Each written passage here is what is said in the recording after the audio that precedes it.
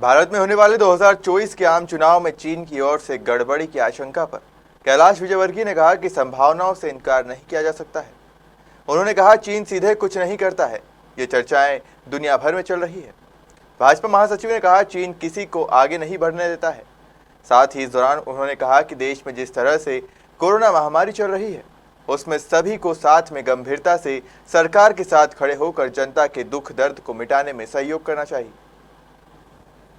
China यहाँ पर भी कुछ गड़बड़ी कर सकता है, जैसे ट्रम्प के साथ किया था, पता नहीं। अब संभावनाएं तो बहुत सारी हैं, इससे इनकार थोड़ी कर सकते हैं, क्योंकि डायरेक्ट कभी कुछ करता नहीं। देखिए, ये सारी चर्चाएं मैं नहीं कर रहा हूँ। आप अगर विश्व की मिनट पर बैठेंगे तो ये सब सारी चर्चाएं दुनिया भर में चल रही है कि चाइना किसी को भी बढ़ने नहीं दे रहा। जो ताकत जो देश बढ़ता है या उसके साथ है या उसका विरोधी को स्वतंत्र करने की कोशिश, ये चाइना की खूब। आपको क्या लगता है, जैसे आपने कहा कि जैविक वार हो सकता है, तो अब क्या हमारे देश उसे डिफेंस करने के लिए उसकी तैयारियों की ओर अग्रसर हो रही है? हमारी सरकारें संगठन के लेवल पर क्या प्रयास की जाए? देखिए, मैं इस बारे में अभी कुछ कहने के लिए अधिकृत नहीं है। मैंने तो जो पढ़ा है वो आपको बताया, और निश्चित रूप से यदि इसकी संभावना सरकार देख रही है तो तैयार करेगी। हम पहली लहर में मोदी, मेरा ऐसा मानना है कि जिस तरीके से सेकंड लहर को भी मोदी जी ने कंट्रोल किया है और सारे मुख्यमंत्री चर्चा की जो उपलब्ध संसाधन है उसका अधिकतम उपयोग किया है, उसमें मैं मानता हूँ कि बहुत अच्छा मैनेजमेंट है। ये बात दूसरी है कि एक कारपोरेट इमेज इस प्रकार की नहीं बन पाई कि पहली में काफ़ी अच्छा होता और दूसरी में नहीं हो पाया। क्योंकि दूसरी में भी मेरा मानना है कि सरकार ने बहुत अच्छा किया। क्या वजह है कि विपक्ष साथ नजर नहीं आया? इस महामारी के दौर में लगातार हमले किए जा रहे हैं। गैर जवाबदार विपक्ष। अभी इजराइल का युद्ध हुआ फिलिस्तीन से। इजराइल में अभी भी राजनीतिक अस्थिरता, और वहाँ के राष्ट्रपति के निर्णय को विपक्ष के नेता ने कहा कि मैं राष्ट्रपति जी के साथ हूँ, इजराइल की तरफ जो भी आंख उठाए हम उसके खिलाफ, पूरा देश है। ये एक इजराइल से सीखना है। इसी समय में जब महामारी फैल रही है, आप एक तरफ मोदी जी ने सभा की सिंहस्थ का विरोध कर रहे, दूसरी तरफ किसान आंदोलन में उनके साथ बैठे। दोहरा चरित्र नहीं विपक्ष का। मोदी जी सभा करें तो कोरोना दिखता है, किसान आंदोलन करें तो कोरोना नहीं दिखता है। उसका समर्थन में आज काले झंडे लेके बैठे तो कोरोना नहीं है। ये दोहरा चरित्र विपक्ष है, गैर जवाबदार विपक्ष है। मध्य प्रदेश की राजनीति में बात नहीं, प्रधानमंत्री जी ने पहले वहाँ के अधिकारियों के साथ भी बैठक की और जो आवश्यक सेंट्रल एजेंसीज थी उन सबको वहाँ पर लगा दिया है, चाहे वो सेंट्रल फोर्स हो, चाहे NDPR वगैरह के लोग, उनको भी लगा दिया है वहाँ पर। और एक सावधानी जो बरतना चाहिए वो पूरी सावधानी बरती गई, इसीलिए अभी तक कोई बहुत बड़ी जनहानि नहीं हुई। कुछ 10-15 लाख लोगों को शिफ्ट किया है बस। वहाँ पर अभी मेरी शुभेंदु दास से बातचीत हुई, उनका इलाका काफ़ी तो उन्होंने बताया कि कुछ गाँव में पानी घुस गया है, वो 100 और कुछ कच्चे मकानों की छतें हो गई तो उनकी व्यवस्था करनी है। बाकी कोई ऐसी जनहानि नहीं हुई, क्योंकि केंद्र सरकार और राज्य सरकार ने संयुक्त रूप से वहाँ पर चलता है। आपका एक ट्वीट बड़ा चर्चित हुआ कि आज तक ठीक हो गया हो, लेकिन उस समय कैसा लगता है? कोर्ट जाना पड़ा। ठीक है, सरकार कोई निर्णय कर लेती है, शासन ने या प्रशासन ने कोई निर्णय किया और उसमें सही गलत ये निर्णय के बाद समझ में आता है।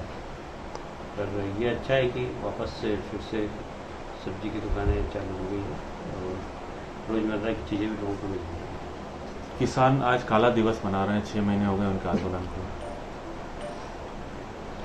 देखिए, किसान आंदोलन के साथ कितने किसान जुड़े हुए हैं ये हमने देख लिया है। मैं नहीं समझता कि देश का किसान उस किसान आंदोलन से ज़्यादा है। 1.5 साल हो गए जी। तो इसलिए मुझे नहीं लगता कि किसान आंदोलन का कोई किसानों पे कोई प्रभाव है। ये भी पता लग गया उसमें किसान आंदोलन के साथ कौन कौन सी ताकतें लगी हुई हैं, विदेश की कौन सी ताकतें लगी हुई, सब समझ में आ गया। ये वास्तव में किसानों का आंदोलन है ही नहीं, ऐसा जनमानस में भी बैठा है। फिर है तो वो अपने देश के ही लोग, उनसे बातचीत करने के लिए फिर कोई प्रयास होगा क्या? कितनी बार बात हुई? बात मेरा ख्याल है कि 12 बार बात हुई, घंटों बात हुई। जी, उसके बाद भी अभी कृषि मंत्री जी ने कहा था कि अगर बात करना चाहें तो एक एजेंडा भेज दें, उस पर बात करेंगे। बात करने के लिए तैयार है सरकार। 1.5 साल हो गए, कोविड काल चल रहा है अभी कंटिन्यूसली। नहीं, ऐसा नहीं कह सकते।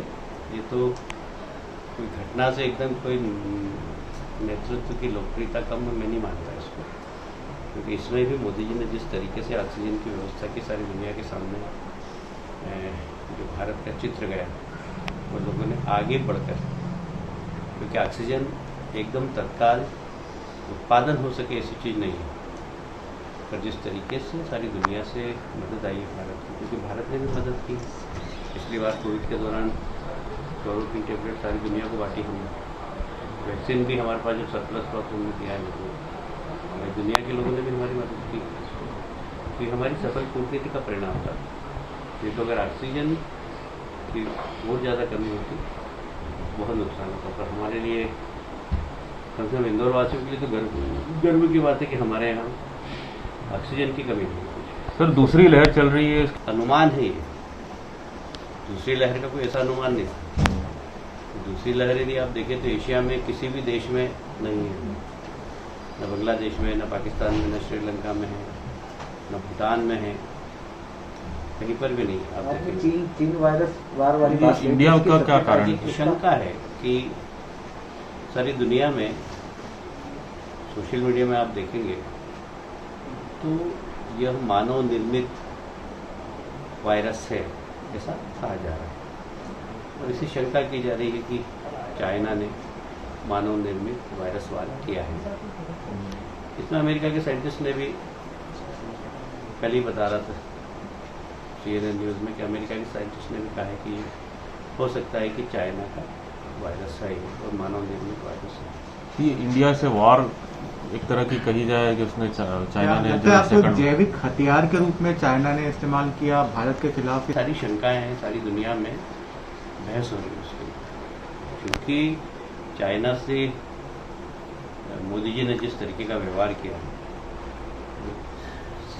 सीमा पे जिस तरीके से उनकी सेना को वापस लौटना पड़ा। चाइना जैसा देश जो कभी भी जहाँ घुसता है वहाँ से वापस नहीं होता है, पर हमारे यहाँ से 2 बार उनको वापस होना पड़ा।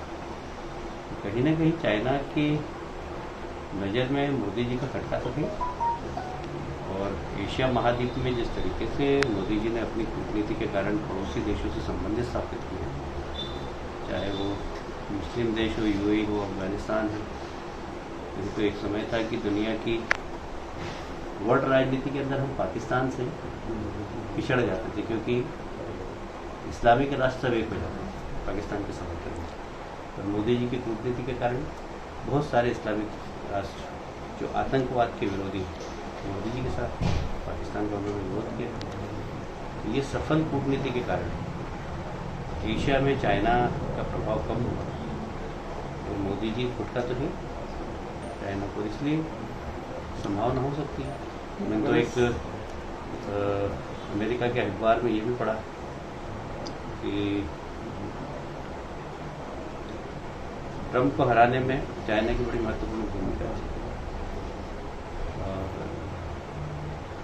ट्रंप उनके लिए खटका चाइना की। उन्होंने वहाँ पर डैमेज किया, ट्रंप को ज़बरदस्त डैमेज किया। मोदी दूसरे खुटका है, वो हो सकता है मोदी जी के लिए भी चाइना पूरी महाशक्तियां एम्फो जो इंजेक्शन है सर, उसकी कड़ी किल्लत हो रही है, और मतलब जो मांग है उसके मुकाबले आपूर्ति नगण्य ही मानी जाएगी। इसके लिए क्या हो सकता है, सरकार क्या करेगी?